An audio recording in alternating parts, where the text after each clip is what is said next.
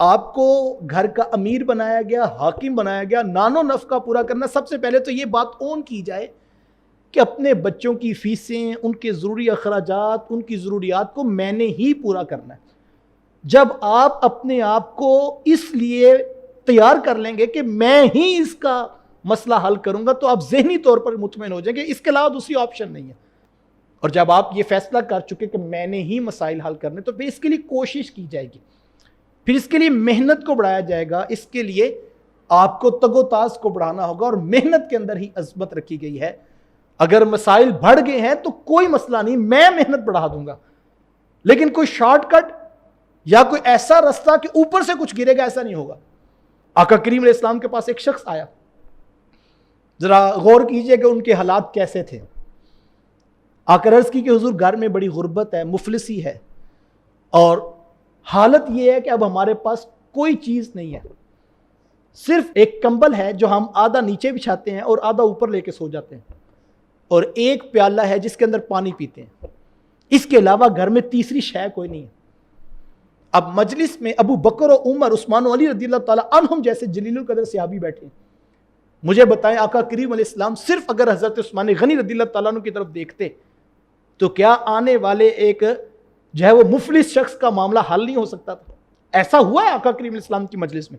کبھی ایسا ہوا کہ ایک شخص نے آ کے اپنی مفلسی کا تذکرہ کیا تو حضور نے فرمایا کہ جاؤ اس کو عثمان کے پاس لے جاؤ، اور عثمان کو کہنا یہ ہمارا بھیجا ہوا ہے؟ تو حضرت عثمان غنی سمجھ جاتے کہ حضور نے کیوں بھیجا ہے. لیکن حضور علیہ السلام نے کیا فرمایا؟ فرمایا گھر جاؤ اور وہ کمبل اور وہ پیالہ تم لے کر آ جاؤ. وہ صحابی اٹھ کر گئے اور وہ دو چیزیں اٹھا کر لے.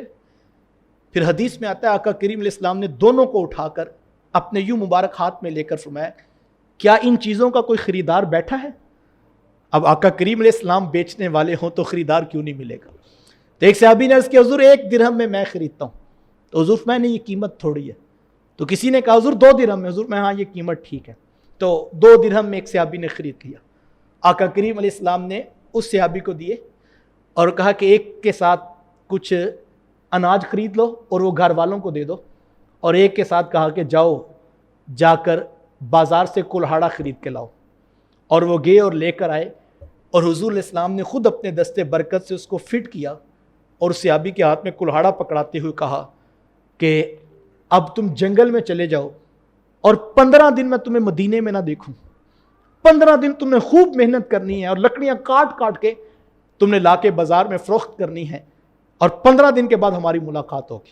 اب وظیفہ بتا دیا. دیکھو مجھے آقا کریم علیہ السلام کی حدیث ملتی ہے کہ حضور علیہ السلام نے فرمایا کہ جب کسی شخص کے ہاں غربت آ جائے تو اس کو چاہیے کہ وہ سورۃ الواقعہ کی تلاوت کرے، اس کا قرض اللہ دور کر دے گا، غربت مفلسی دور ہو جائے. وظیفہ یہ بھی موجود ہے، لیکن آنے والے کو کبھی یہ وظیفہ پڑھنے کا بتایا جاتا ہے اور کبھی اس کو محنت کا عملاً درس دیا جاتا ہے. صحابی اٹھ کے چلے گئے، جا کے لکڑیاں کاٹی، جا کے بازار میں فروخت کی، پھر آتے پھر جاتے. 15 دن کسی شخص نے دیکھا نہیں. اللہ اکبر. 15 دن کے بعد جب وہ صحابی آئے تو ان کے لبوں پہ مسکراہٹ تھی اور خوش تھے، حشاش بشاش تھے. تو آ کر عرض کی کہ حضور اللہ نے بڑا کرم کیا ہے، اب میں گھر والوں کا بھی جو ہے وہ کفیل خود ہوں، ان کی ذمہ داریاں بھی نبھاتا ہوں، اور حضور آپ کی دعاؤں سے، آپ کے بتائے ہوئے عمل سے اب میں اوروں کا بھی مددگار بن گیا ہوں. تو یہ کیسا عمل ہے جو محنت سے ہی مسئلہ حل ہونا ہے، اور کوئی آپشن نہیں ہے بھائی.